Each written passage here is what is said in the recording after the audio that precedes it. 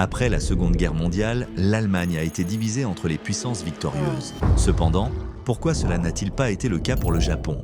Au départ, les Alliés prévoyèrent de diviser le Japon en 4 zones d'occupation.